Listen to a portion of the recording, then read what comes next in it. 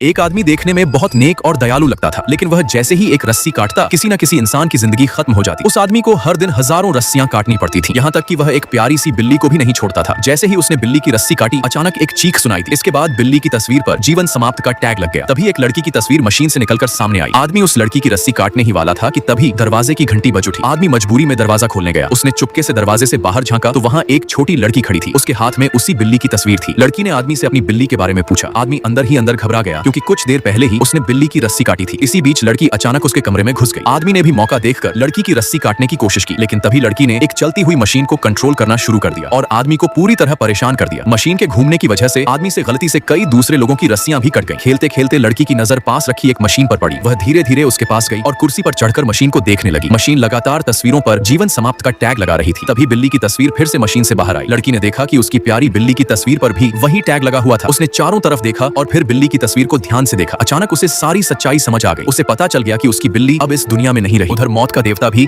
लड़की की मौत के लिए पहुंच चुका था। वह जैसे ही अपना हथियार चलाने वाला था, लड़की ने उसे रोक दिया, क्योंकि लड़की को यह भी पता चल चुका था कि उस आदमी की जिंदगी की डोर उसके हाथ में है। लड़की ने आदमी को धमकी दी कि अगर उसने उसकी बिल्ली को वापस जिंदा नहीं किया तो वह उसकी जिंदगी की डोर खुद काट देगी। डर के मारे आदमी मशीन के पास पहुंचा और उसे चलाने लगा। मशीन ने बिल्ली की तस्वीर को वापस अपनी जगह रख दिया। अचानक वहां से एक बिल्ली के म्याऊं करने की आवाज आई। लड़की खुशी से तुरंत घर के बाहर अपनी बिल्ली को ढूंढने के लिए दौड़ पड़ी। इसी बीच मौत के देवता ने चुपके से दरवाजा बंद कर दिया। उसने अपने हाथ में मौजूद छोटी दरांती को देखा और सोचा कि लड़की को ढूंढने के लिए उसे एक बड़ी दरांती लेनी चाहिए। उसे लगा कि अब छोटी लड़की जरूर खतरे में पड़ जाएगी, लेकिन